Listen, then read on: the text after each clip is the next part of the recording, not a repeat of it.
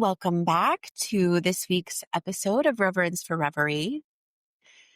I am so glad to be here with you today. And, lately I have been sitting with the question of trust. And this isn't the kind that lives in theory or in spiritual platitudes, but I'm talking about the kind that really gets tested in the quiet, tender space between what was and what's becoming. It's the kind that asks us to really hold steady when there is nothing around us that feels certain. So if you've ever felt like you were on the edge of something new, like a new chapter, a new identity, a new possibility, you probably know that tension, that almost unbearable mix of faith and fear. The voice that whispers, what if this doesn't work out? What if I lose everything that I've gained? What if I was wrong? What if I fail? It's in that space, that liminal space, that I stumbled across a story I'd never actually explored before. So it came into my field while I was researching this theme, and I couldn't stop thinking about it. It's the myth of Orpheus and Eurydice. I'll be honest, I was not deeply familiar with it before. But the more that I read and the more I realized it really holds something essential about the nature of life, living life, of love, of the trust it takes to stay with transformation once it's already begun.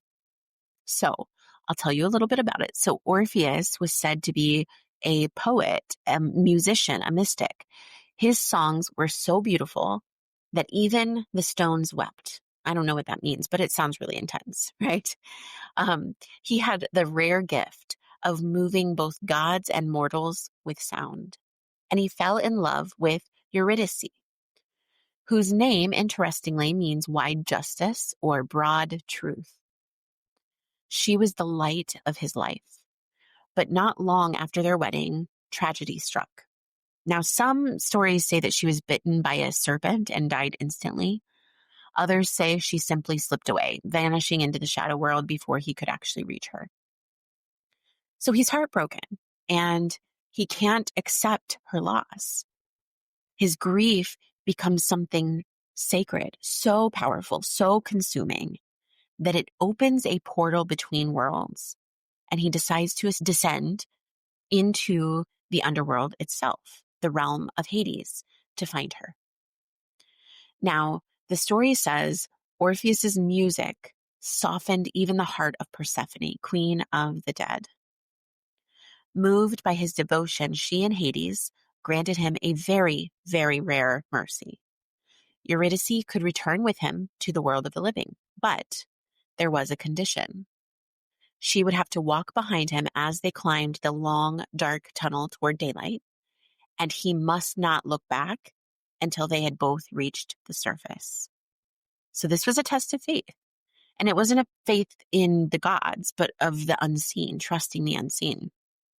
So Orpheus began the ascent.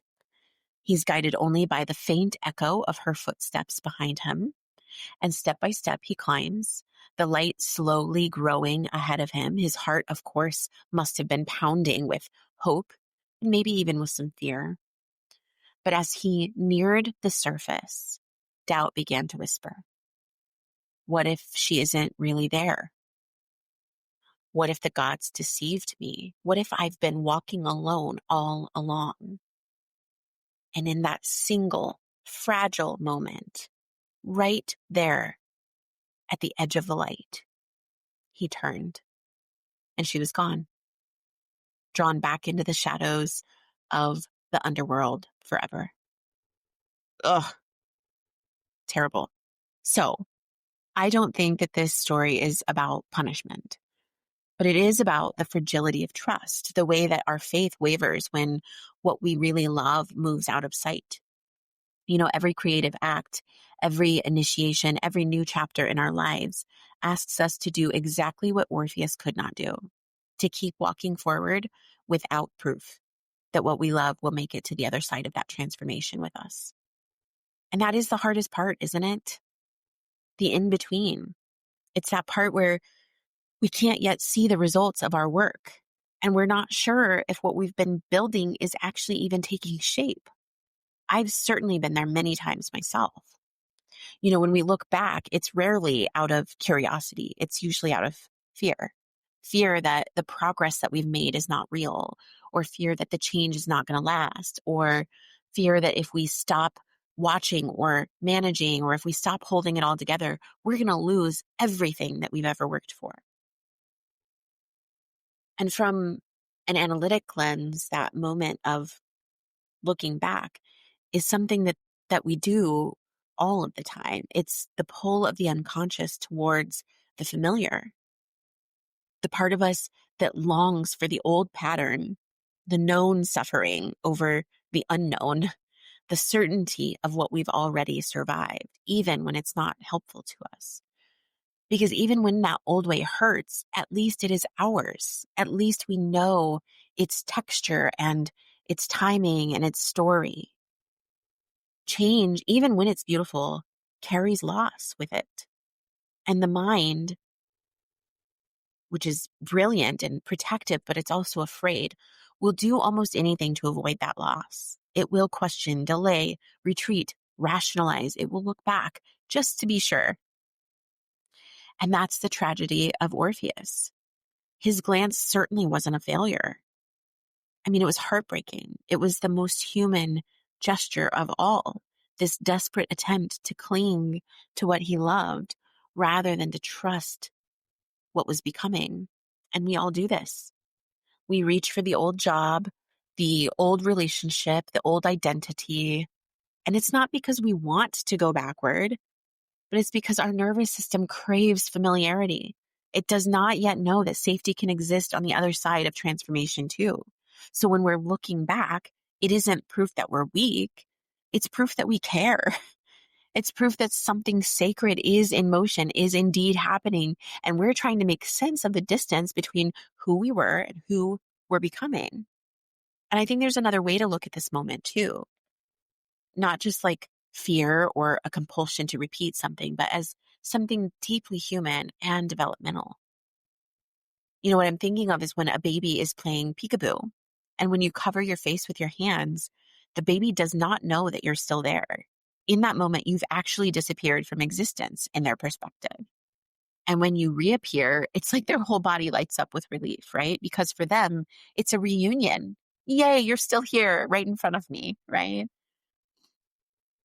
Winnicott, an analyst, a psychoanalyst, called this the developmental phase of object constancy. It's this ability to know that what we love will continue to exist, even when it's out of our sight. It's one of our earliest forms of faith. And I think that's what Orpheus lost in that moment. He couldn't hold Eurydice in his mind without seeing her with his eyes. He couldn't sustain that invisible thread of connection between them. Bion might say the container had failed, that his psyche couldn't hold the anxiety of uncertainty long enough to transform it into trust. And honestly, haven't we all done that? When something that we love moves out of view, maybe that's a dream, a relationship, maybe even a version of ourselves, our instinct is to check, to control, to make sure it's still there. And we forget that what's real doesn't just vanish because it's not seen. Maybe this myth is also reminding us that faith is not the absence of doubt, but it's actually the ability to hold doubt without also collapsing into fear. And the capacity to stay present in the dark long enough to let the unseen become visible again. I think that leaders and visionaries and creators face this same threshold all the time. Every time we step into a new level of visibility, for example, or every time we release an old identity, every time we lead others into terrain that we've just never walked before, we are asked to do exactly what Orpheus couldn't do, which is to keep walking without looking back. But the pull to look back is so powerful. isn't it? We look back at metrics, at validation, at external confirmation, the little signs that tell us that this is working. And that's not a problem. We can look back at older versions of ourselves, the smaller, safer selves, and learn from them. But sometimes we look back and we wonder, did they just have it easier? That old, smaller, safer version of ourselves. We can look back at what's already fallen away and question if we even made the right choice. That impulse is so, so human. It is the nervous system reaching for what it knows how to hold again and again. And yet, every time we turn towards what's gone, we momentarily step out of what's being born. And that's not, again, we're going to look back sometimes. It's not a problem to look back. But I think what we need to recognize is that if our gaze is fixed behind us, we are stuck and stagnant and we cannot keep moving forward with what's ahead of us. True leadership, the kind that really reshapes worlds, is going to ask for a different kind of sight. And it's not retrospective sight. It's not even foresight, I would say, but a symbolic sight. And I believe that symbolic sight is the capacity to trust what is not yet visible, to kind of sense the pattern before it emerges, and to feel coherence forming in what is unseen. When we're leading something, we're not meant to see the full picture. We're meant to become the vessel through which the unseen can actually take shape, take form. That's not easy work. It is disorienting. It asks us to stay open even when we're completely uncertain, and to keep walking through the dark, holding only a thread of resonance that says something here is true. Keep going. It's like, we're listening to the footsteps silently behind us, like Orpheus, without any visual in front of us to say this is real, that something is taking place. And that is the essence of creation, to lead, to vision, to build something new, whether it is business, a body of work, a piece of art, a sculpture, a way of being. It requires a kind of faith that can hold absence first. Because when we are doubting the process, we're interrupting the transmission that's coming through. We cut the thread between inspiration and its embodiment. Again, like Orpheus in that moment of ascent, what he didn't realize, his music had already opened the gates of the underworld, but his faith had to carry the rest. And when he couldn't hold that faith just a few steps longer, that connection collapsed in an instant. Doubt is not wrong. Again, it is human. It's what arises when our evolution outpaces our evidence. But trust is what allows the invisible to become incarnate. And as leaders, our work is not to control outcomes, but actually to cultivate more coherence, to become so internally aligned that life can continue to move through us unimpeded. Not perfectly. It's not going to be unimpeded all the time, but that we can come back to coherence whenever we are off track. That's what it really means to walk forward without looking back. To know what is meant for you is not going to vanish just because you can't yet see it. And to trust that what's real will remain even when it's still in its becoming visible process. To lead and to pioneer literally means to go first. It means walking ahead of collective understanding, carrying a vision that has not yet taken shape in the world. It means feeling into something before there are words for it, and sensing what wants to exist before it's even been symbolized by the collective mind. That is no small task. It's not glamorous. It's not easy.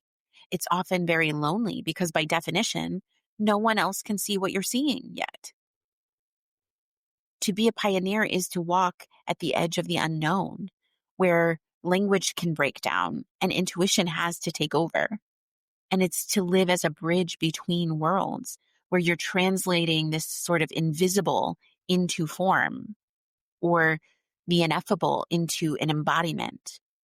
And you're translating the possible into presence. that really means living with a kind of faith that most people will never have to practice. That is faith in the unseen, in the unproven, and in the becoming. Every visionary I know has had to learn this, to hold the field steady while the form is still assembling, and to believe the signal underneath all of it, even when the evidence has not arrived yet, and to trust resonance more than metrics. That's what leadership really is. It's not control, not certainty. It's containment, this willingness to be the vessel through which a new pattern of reality can pass. And in this form, when I say containment, I mean holding something in a steady kind of way, letting it move through, yes, but holding it. And there is risk in that. There is exposure. Sometimes the people around you cannot see what you see yet. And that can feel like you're standing on the threshold completely alone. Usually you are. But that's what it means to pioneer something, to hold a vision long enough for others to recognize it and to embody that new frequency until it stabilizes in the collective field. So if Orpheus teaches us anything, it's that when we lose faith in what's unseen, we also lose the thread to creation itself. And when we hold that faith, again, not as certainty, but just as a sort of devotional practice, we become midwives to what the world doesn't even know it needs yet. So as you move through this season, I want to leave you with a question. Where are you tempted to look back? Maybe it's in your work. Maybe you're questioning the impact that you can't measure yet. Maybe it's in your relationships. You're longing for a version of connection that just no longer fits. Or maybe it's within yourself. You're doubting a new identity that's still taking shape in you. Whatever that pull arises, just pause, breathe. Remember that looking back is human, but trust is sacred. It is a practice. And every time you choose to keep walking with your eyes forward, your heart open, you participate in creation itself. You become the bridge between the invisible and the embodied, between the world and what it is and what it is becoming. This is about becoming the kind of vessel that holds what is still taking form, walking first before anyone else can see the path, and trusting your very presence is what makes that path visible. So if today's conversation spoke to you, I would love to stay connected. You can join my email list where I share riffs, reverie, and reflections between episodes, along with opportunities to work with me and gather in deeper conversation. And speaking of gathering, I am building a new community space for leaders, creators, and visionaries that are walking this very edge, those learning to hold the unseen and stay in devotion to their own becoming. It's not open yet, but if that does sound like something your soul has been craving, you can join the wait list and be the first to know when it's ready.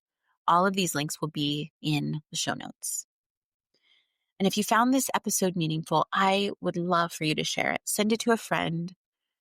Leave a review on Apple or Spotify or wherever you listen. It helps this work find the people who are really meant to hear it. So until next time, keep walking forward. Keep trusting the unseen. Remember, you're not behind, you are becoming. And as always, let the reverie lead you. Bye for now.